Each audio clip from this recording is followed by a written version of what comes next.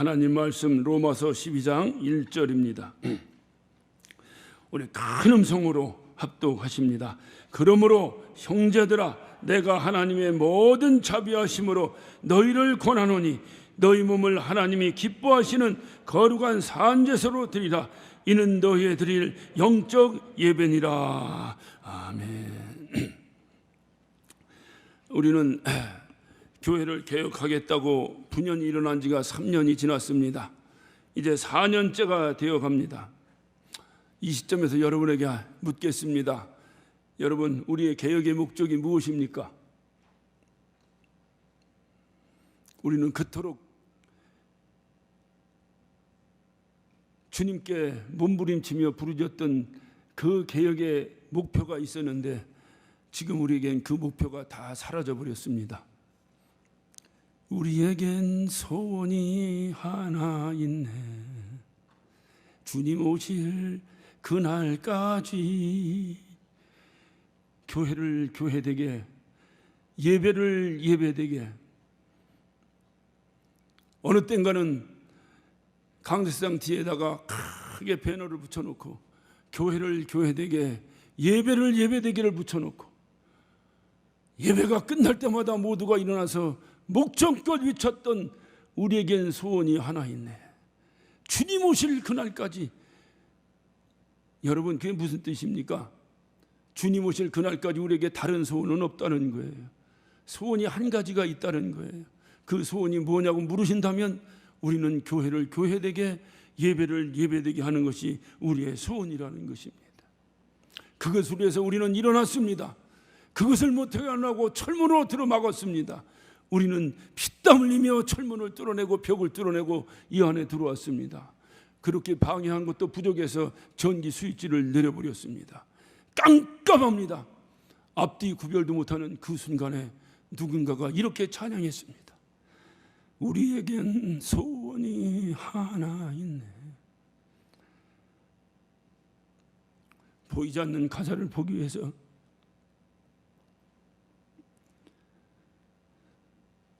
전화기에 후레쉬를 켜고 우리는 그렇게 드렸습니다.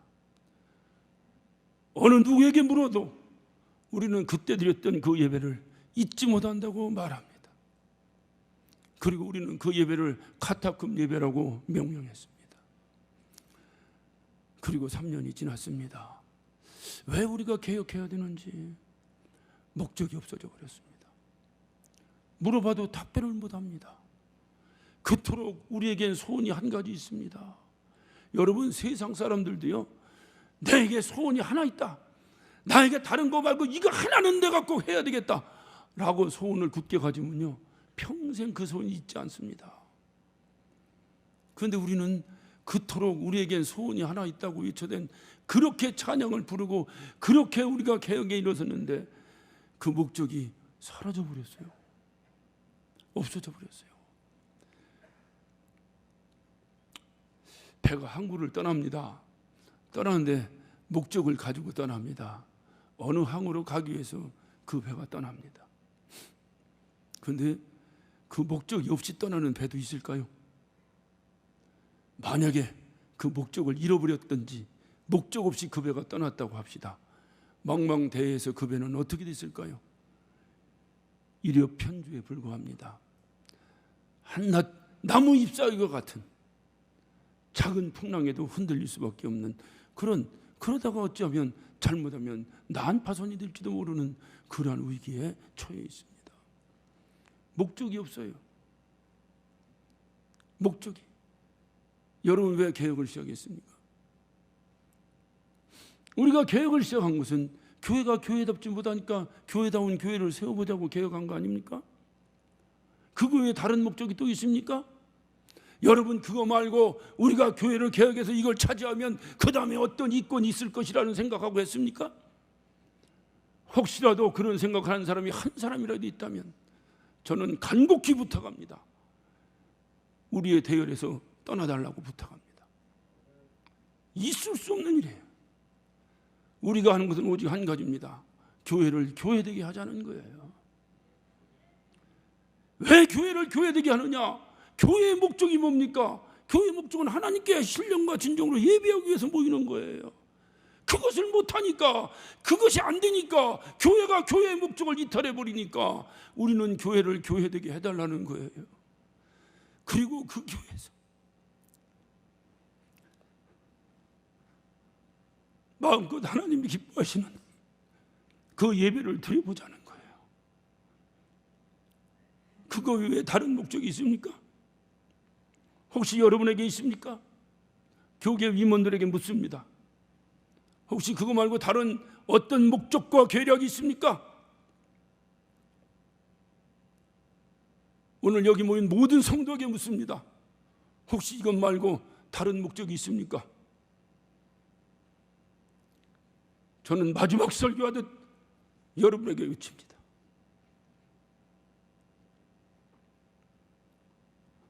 우리가 이런 것 외에 다른 목적을 갖는다면 개혁이 과연 무슨 소용이 있겠습니까? 제가 안타까운 것은 이 설교가 유튜브로 중계되고 있기 때문에 제가 자제합니다. 주님께서 우리에게 원하시는 것이 무엇인데 목적이 없어요. 목적을 이루니까 피와 식별이 안 되는 거예요. 누가 적이고 누가 아군인지 구별이 안 됩니다. 무슨 일이 터지면 서로 남 탓하기에 바빠 서로 손가락질하기에 바쁩니다. 이러려고 우리가 개혁했습니까? 아니잖아요. 이번 주에도 어떤 성도가 안타까운 말을 저에게 하고 교회를 그만 나오겠다는 거예요.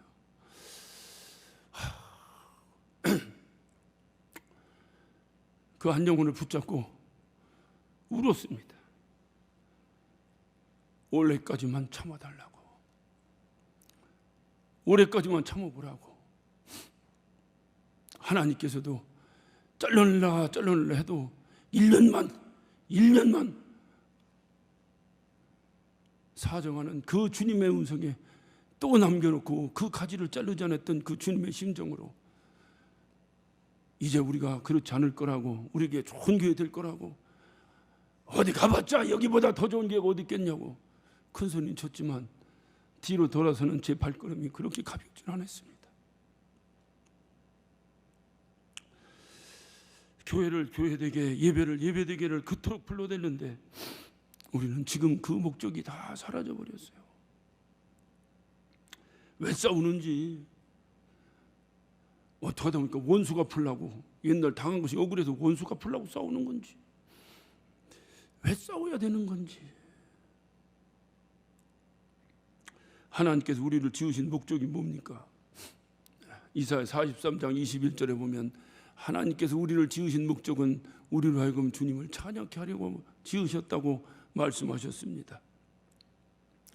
다시 말하면 주님을 예배하려고, 주님께 예배하기 위해서 예배를 드리라고 주님은 우리를 만드셨다는 것입니다. 그렇다고 한다면 교회의 존립 목적은 무엇이 되겠습니까? 교회의 존립 목적은 바로 이 안에서 신령과 진정으로 주님이 기뻐하시는 예배를 드리기 위해서 이 교회가 존립하는 거예요. 다른 목적이 어디 있습니까? 교회에서. 요한복음 4장 23절에도 보면 아버지께서 참으로 예배하는 자를 신령과 진정으로 예배할 때가 오나니 곧 이때라. 아버지께서 이렇게 자기에게 예배하는 자를 찾으시느니라. 하나님이 찾으시는 예배. 오늘 시간 이전에 앉은 여러분을 하나님이 찾으신다는 거예요. 하나님이 누굴 찾느냐? 이전에 있는 모두를 찾는 것이 아니라 신령과 진정으로 예배하는 자를 찾으신다는 거예요. 하나님이 찾으신다는 건 무슨 뜻이 되겠습니까? 그분이 찾아서 무엇하시게 해요? 그분이 우리를 찾으시면 그분이 우리에게 만난 것도 주시고, 그분이 우리를 잘했다 칭찬도 해주시고, 우리는 그런 것을 은혜 받았다라고 말하는 거예요.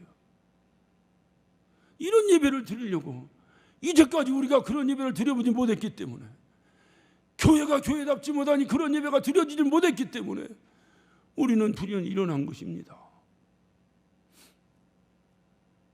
이 목적이 우리에겐 결코 흔들려져서는 안 됩니다. 그렇다고 한다면 하나님이 찾으시는 예배가 과연 무슨 예배인가? 오늘 본문이 그의 답입니다. 그러므로 형제들아, 내가 하나님의 모든 자비하심으로 너희를 권하노니 너희 몸을 하나님이 기뻐하시는 거룩한 산 제사로 드리라. 이는 너희의 드릴 영적 예배니라. 루터는 본인이 쓴 로마서 주석을 통해서 로마서를 이렇게 평가했습니다. 로마서는 신약 성경의 진정한 핵심이며 가장 순수한 복음이다. 그리스도인은 그 낱말 하나하나까지도 외우고 영혼의 양식으로 간직하고 살아야 될 가치가 있다 라고 이 로마서를 평가했습니다. 그렇다면 이렇게 위대한 로마서라면 이 로마서의 결론은 뭡니까? 이 로마서 전체 결론은 오늘 로마서 12장 1절입니다. 그래서 이 말씀이 참으로 우리에겐 중요합니다. 오늘 이 말씀은 여러분이 보시면 아시겠지만 그러므로로 시작합니다. 그러므로 형제들. 여러분, 그러므로가 무슨 뜻입니까? 그러므로는 앞에 어떤 전제가 있다는 거예요.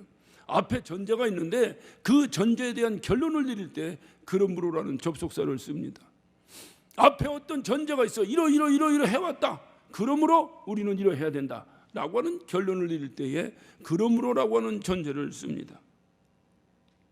그렇다고 한다면 오늘 이 본문의 그러므로를 우리가 이해하기 위해서는 로마서 1장부터 11장, 다시 말하면 이 12장 이전에 있었던 내용에 대한 그 전제를 우리는 이해해야 될 것입니다. 로마서 1장입니다. 로마서 1장은 모든 사람이 죄인이라는 걸 선포합니다. 여러분, 로마서 1장을 읽다 보면 차마 읽기조차도 거북한 내용들, 인간의 죄악상이 낱낱이 기록되어 있습니다. 그러므로 하나님의 심판을 피할 길이 없다라고 로마서 1장은 기록하고 있습니다. 로마서 2장은 이렇게 기록합니다. 율법을 듣기만 하고 행치 않는 자는 하나님이 심판하실 것이다. 다시 말하면 왜 로마서 1장에 이런 죄가 생겼느냐? 하나님의 말씀을 듣기만 하고 행하지 않았기 때문에 그렇게 죄악에 빠졌다. 이런 자들을 하나님이 결코 좌시하지 않을 것이다 라고 하는 것을 말씀하고 있습니다. 3장에 올라옵니다. 3장에 오면 우리가 잘 아는 말씀입니다. 로마 3장 23절에 모든 사람이 죄를 범하였음에 하나님의 영광에 이르지 못한다. 다시 말하면 이렇게 죄 있는 자는 하나님과의 영원한 결별을 선포하고 있습니다.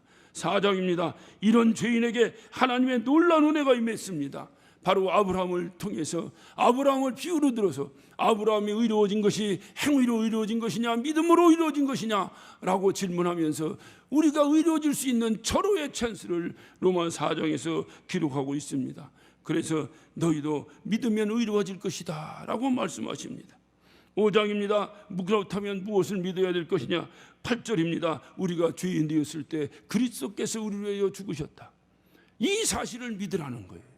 이 사실을 믿으라는 겁니다. 6장입니다. 이 사실을 믿는 믿음의 고백으로 너희가 침례를 통해서 그리스도와 연합해야 될 것이다.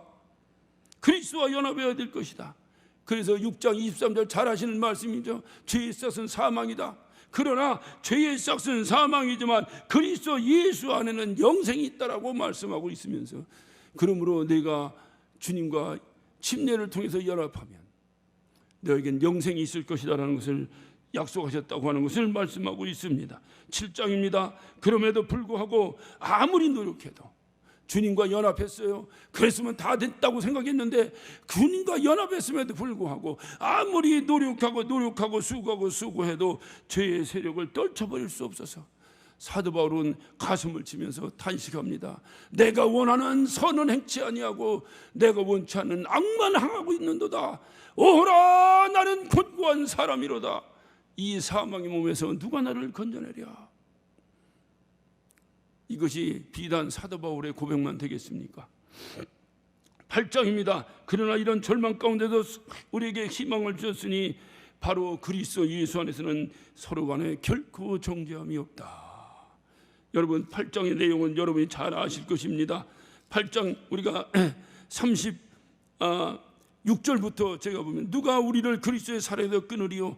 환난이나 곤고나 핍박이나 기근이나 적신이나 위험이나 칼이냐? 기록된 바 우리가 종일 주를 위하여 죽음을 당케 되며 도살을 양같이 여김을 받았나이다 함과 같으니라. 그러나 이 모든 일에 우리를 사랑하시는 이로 말미암아 우리가 넉넉히 이기느니라. 내가 확신하노니 사망이나 생명이나 천사이나 권세자들이나 현재이나 장래이나 능력이나 높음이나 깊음이나 다른 아무 피조물이라도 우리를 우리 주 그리스도 예수 안에 있는 하나님의 사랑에서 끊을 수 없느니라. 이것이 우리에게 가장 큰 소망입니다.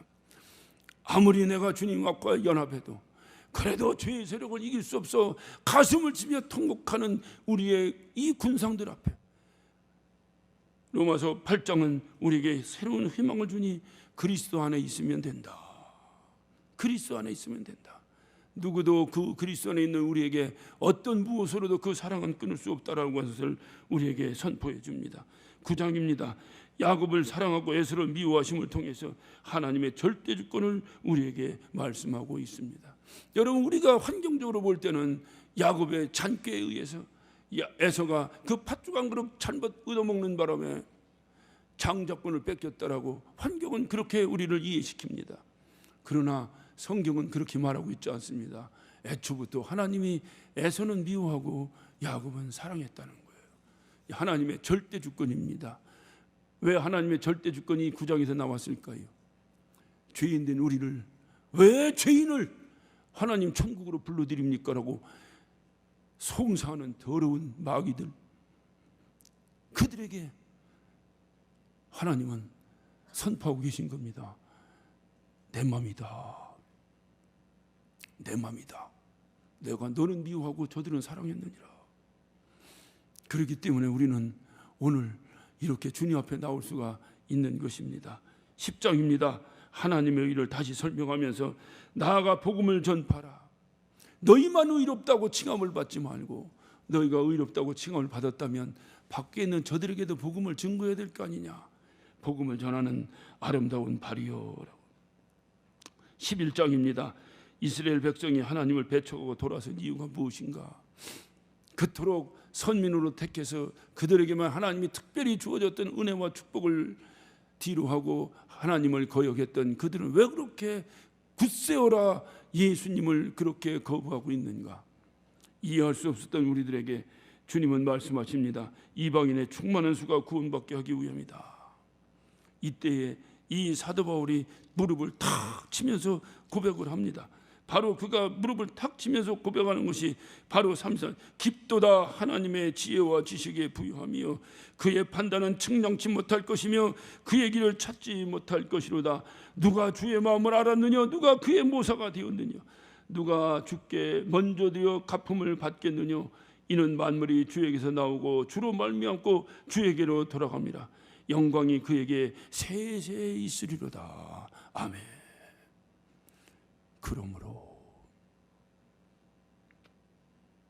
그러므로 형제들아, 내가 하나님의 모든 자비하심으로 너희를 권하노니 너희 몸을 하나님이 기뻐하시는 거룩한 산 제사를 드려라. 우리는 이런 하나님 기뻐하시는 예배를 드리기 위해서 이런 교회를 드려보자고, 이런 교회에서 이런 예배를 드려보자고, 그래서 이런 예배를 드리는 교회를 이루어보자고 우리는 이 어려운 투쟁을 하고 있는 거 아닙니까? 하나님이 기뻐하신 영적 예배를 드리기 위해서 우리는 한 가지 중요한 사실이 있습니다. 그것은 하나님 되심을 인정해야 합니다. 무슨 일을 하든지 하나님이 하십니다. 이것을 인정해야 합니다. 여러분이 한다고 하지 마세요. 여기 아름다운 찬양을 했습니다. 환경적으로 보면 저 솔리스트가 또 성가대와 함께 화음을 맞춰서 아름다운 성가를 했습니다. 저들이 한 걸까요? 저 안에 계신 예수님이 하신 걸까요? 잘 모르시겠어요? 저들이 한 겁니까? 저 안에 계신 예수님이 하신 겁니까? 그래서 교만하지 말라는 거예요. 이것을 잃어버리는 거예요. 하나님의 하나님 되심을 잃어버리는 거예요. 그래서 자꾸 내가가 나옵니다. 우리는 그런 교회가 돼서는 안 된다고 해서 분연이 일어났는데 또 우리에게 그것이 나온다면 내가 그래도 다 뭐 때려부셨는데 내가 그래도 뭐 했는데 맞아요. 그분들의 수고로 우리가 이곳에 들어와 예배합니다. 그런데 주님은 그렇게 말씀하고 계시지 않아요. 그분 속에 계신 예수님이 하셨다는 거예요. 이것을 인정하면 여러분에게 복이 있습니다. 하나님의 은혜가 있습니다. 그러면 겸손해집니다. 누차 부탁드렸습니다. 무슨 일을 할 때 겸손하게 하자고. 그러면 서로 간에 상처가 없습니다. 서로 간에 아픔이 없습니다. 서로 간에 다툼이 없습니다. 내가 아니면 안 된다고 하면 우리는 그 역사의 결과를 바로 옆에서 보고 살고 있는 사람 아닙니까? 우리 주님께서 바로 우리가 이런 기뻐하시는 영적 예배를 드리기 위해서는 하나님의 하나님 되심을 인정해야 합니다. 하나님의 하나님 되심을 인정하기 위해서는 나는 아무것도 아니라는 것을 고백해야 합니다. 이럴 때 우리는 하나님만을 예배할 수 있게 되는 것입니다. 하나님이 왜 우리를 만드셨다고요? 하나님의 하나님 되심을 인정하여 그분만을 예배하라고 우리를 만드셨습니다. 이것이 바로 우리가 존재해야 될 이유요. 이 이유가 방해되는 순간 우리는 목숨 걸고 개혁을 해야 하는 것입니다. 왜 인간이 죄에 빠졌을까요? 하나님의 하나님 되심을 거부했기 때문입니다. 그리고 자기가 하나님이 되려고 하다가 인간은 죄에 빠졌습니다. 하나님은 왜 많은 선지자들을 이 땅에 보내셨을까요? 그것은 바로 하나님의 하나님 되심을 인정하지 않는 그들에게 다시 돌이킬 수 있는 기회를 주기 위해서 말씀을 선포하라고 이 땅에 수많은 선지자들을 보내주셨습니다. 하나님께서 왜 예수님을 이 땅에 보내셔서 십자가에 죽게 하셨을까요? 그것은 한 가지 이유가 있습니다. 하나님의 하나님 되심을 인정하지 않으므로 하나님과 원수된 우리들을 십자가를 통해서 그 십자가가 가교가 돼서 하나님과 화목하게 하여 예배다운 예배를 다시 한번 드리게 하려고 예수 그리스도가 이 땅에서 십자가를 쳤습니다. 이것이 바로 침례교에서 나오는 전도지, 조그만 소책자 보셨죠? 하나님과 화목하게 하는 길. 왜 이 땅에 그렇다면 교회가 세워졌습니까? 교회가 세워진 중요한 목적은 너만 하나님의 하나님 되심을 인정하고 예배하지 말고 모든 족속들이 함께 하나님께 예배할 수 있도록 그들에게 복음을 증거할 수 있도록 하기 위해서 이 땅에 교회가 세워진 것입니다. 바로 그것이 이 땅에 교회가 존속되어야 될 목적입니다. 그래서 이 세상의 모든 족속이 하나님의 하나님 되심을 인정하고 하나님을 예배하는 그러한 세상을 만들으라고 이 세상 가운데에 주님께서 교회를 세워주신 것입니다. 여러분 한번 계시록을 한번 봅시다. 계시록 7장입니다. 요한계시록 7장 9절부터 읽겠습니다. 이 내용은 아름다운 찬양이 어떤 곡이 붙어서 우리가 찬양 복음송가로 부르는 내용이죠. 이 일 후에 내가 보니 각 나라와 족속과 백성과 방언에서 아무래도 능히 셀 수 없는 큰 무리가 흰옷을 입고 손에 종려가지를 들고 보좌 앞과 어린 양 앞에 서서 큰 소리로 외쳐 가로되 구원하심이 보좌에 앉으신 우리 하나님과 어린 양에게 있도다 하니 모든 천사와 보좌와 장로들과 네 생명물의 주위에 섰다가 보좌 앞에 엎드려 얼굴을 대고 하나님께 경배하여 가로되 아멘. 찬송과 영광과 지혜와 감사와 존귀와 능력과 힘이 우리 하나님께 세세토록 있을지로다. 아멘. 이 천상의 예배, 주님 나라에 가면 이런 예배의 장면이 펼쳐진다는 거예요. 모든 민족과 백성과 방언이 어느 누구라도 쉴 수 없는 큰 무리들이 흰옷을 입고 종려가지를 흔들면서 보좌 앞에서 구원하심이 보좌에 앉으신 우리 하나님과 어린 양 앞에 있도다. 이런 예배를 주님이 원하시는 거예요. 그래서 이 땅에서 하늘나라에서 이런 예배가 펼쳐지더니 이 땅에서 많은 무리가 아무도 능히 셀 수 없는 큰 무리가 천상에서 이 예배에 참석할 수 있도록 너희가 그 수고를 아끼지 않아야 될 것이다. 그것이 주님이 우리에게 명령하신 사명이에요. 이 일을 교회가 방해한다면 우리는 교회를 개혁해야 하는 거예요. 그러니까 교회다운 교회가 돼야 되는데 그것 때문에 우리가 교회를 개혁하는 거예요.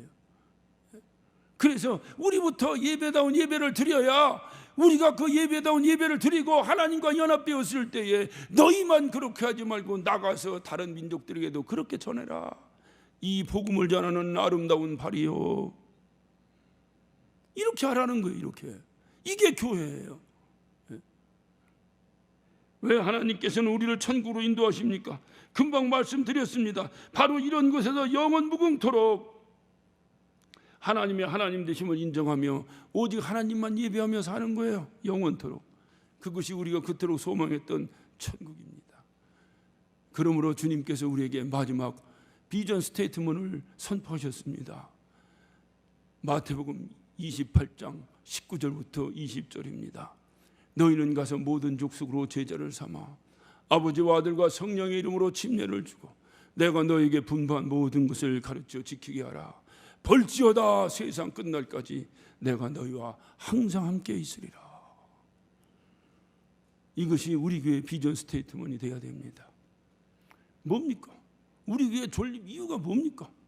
너희는 가서 모든 족속으로 제자를 삼아. 왜 그렇게 해야 됩니까? 주님이 그토록 원하시는 천상의 예배를 위해서 우리의 수고를 아끼지 말라는 거예요. 그게 오늘날 교회가 이 땅에 세워진 이유입니다. 그런데 교회가 그걸 안 하는 거예요. 그리고 맨 재산 불리기만 한 거예요. 개혁해야 됩니까? 안 해야 됩니까? 해야 됩니까? 안 해야 됩니까? 그래서 한 거예요. 그런데 그런 목적을 다 잃어버린 거예요. 그래 개혁했는데 그 다음에 어떻게 하라는 겁니까? 이런 목적이 잃어버린 거예요. 다 목적이 없는 거예요.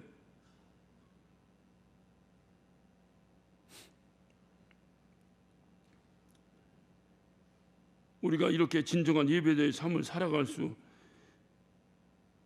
있기 위해서는 오늘 본문 말씀을 여러분이 다시 한번 주시하셔야 됩니다.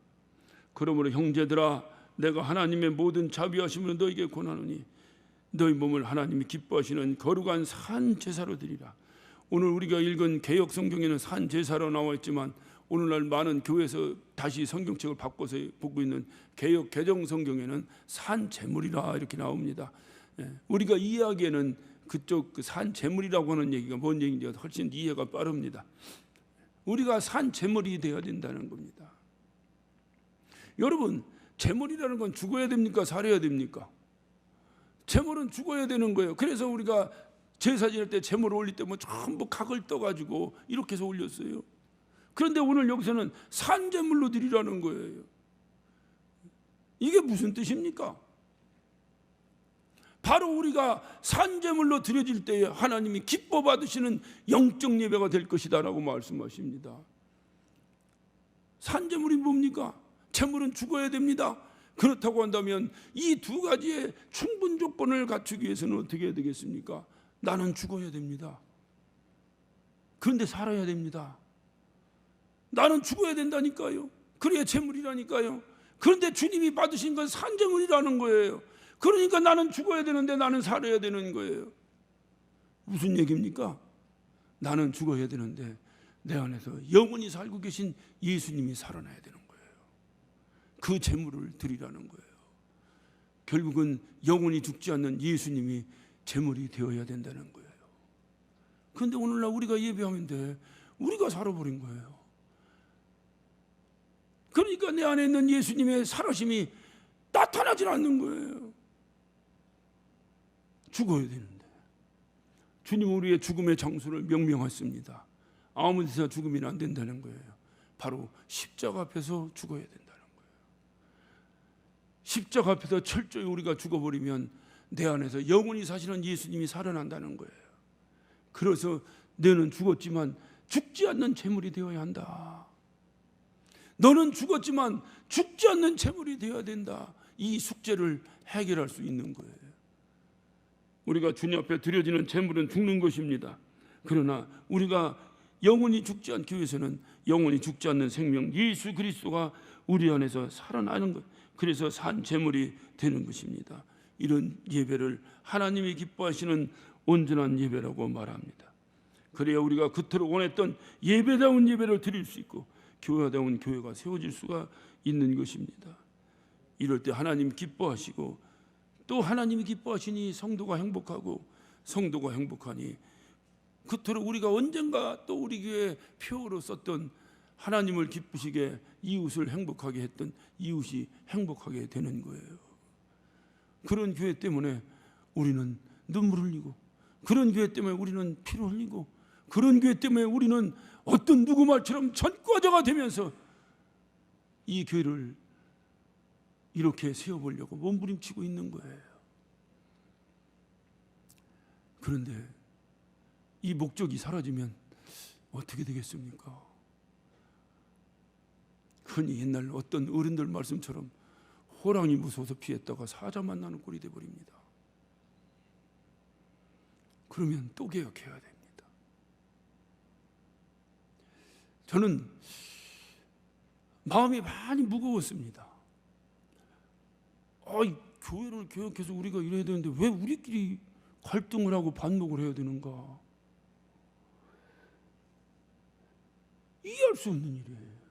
왜 이래야 되는가? 그래서 제가 몇몇에게 물어봤어요. 설교 준비를 하느라고. 교회 개혁 목적이 뭡니까? 아무도 답을 못해요. 그냥 때려 부시는 거예요. 그러니까 어떤 분은 그래요. 요즘 컬컬하고 자꾸 다운되는데 한 번 또 붙어봅시다. 붙어야 또 그냥 또 영성이 살아난다는 거. 그럼 우리 날마다 싸워야 돼요.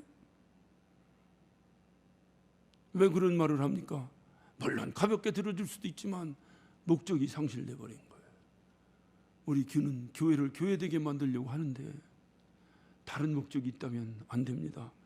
결코 있으면 안 됩니다. 그래서 바로 우리가 이렇게 행복한 교회를 갖추기 위해 중요한 이유는 하나님의 하나님이 되심을 인정하는 거예요. 하나님의 하나님 되심을 인정하는, 그럴 때 우리는 신령한 예배를 드릴 수가 있는데 하나님의 하나님 되심을 인정하기 위해서는 나의 나됨을 내려놔야 됩니다.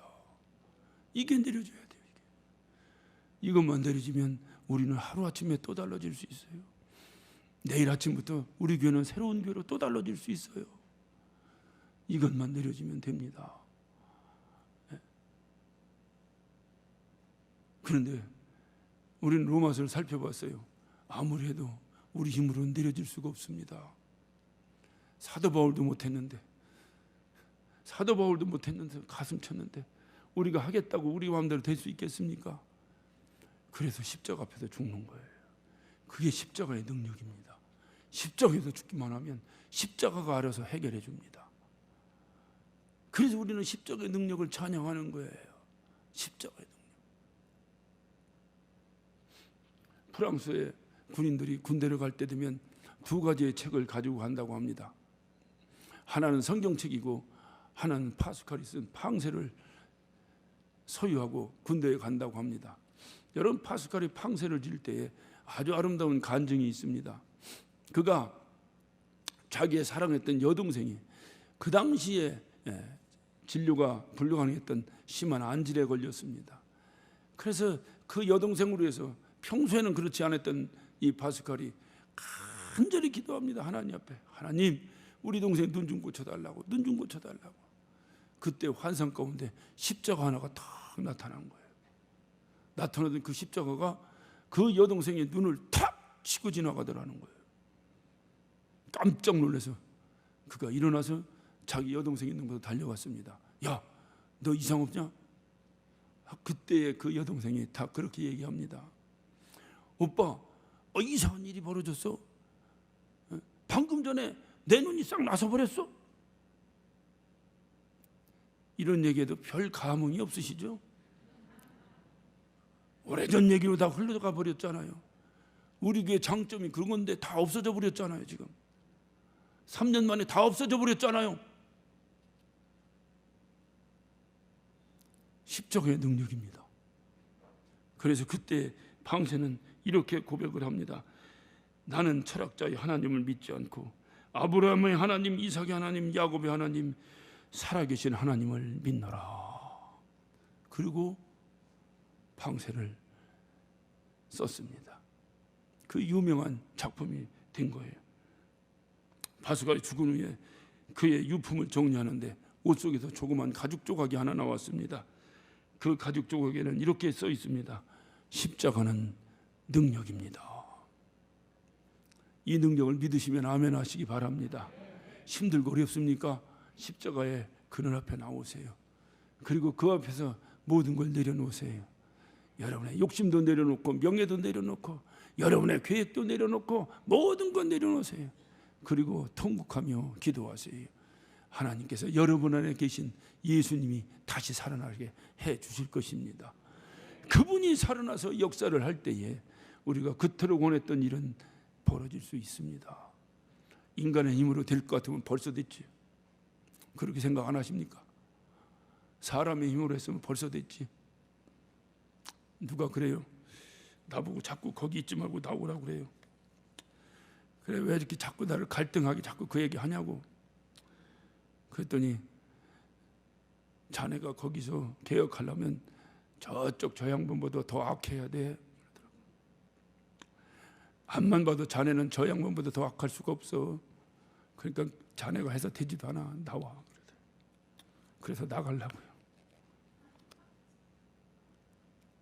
저는 자신 없습니다. 제가 더 악해질 자신 없습니다. 정말 없습니다. 악한 것도 능력이에요. 저는 할 수 없어요. 그런데 말씀을 준비하면서 주님이 말씀하시는 거예요. 너는 어차피 할 수 없어요. 너만 못하냐? 여기 있는 모두도 못한다. 누가 어떻게 더 악해질 수 있냐?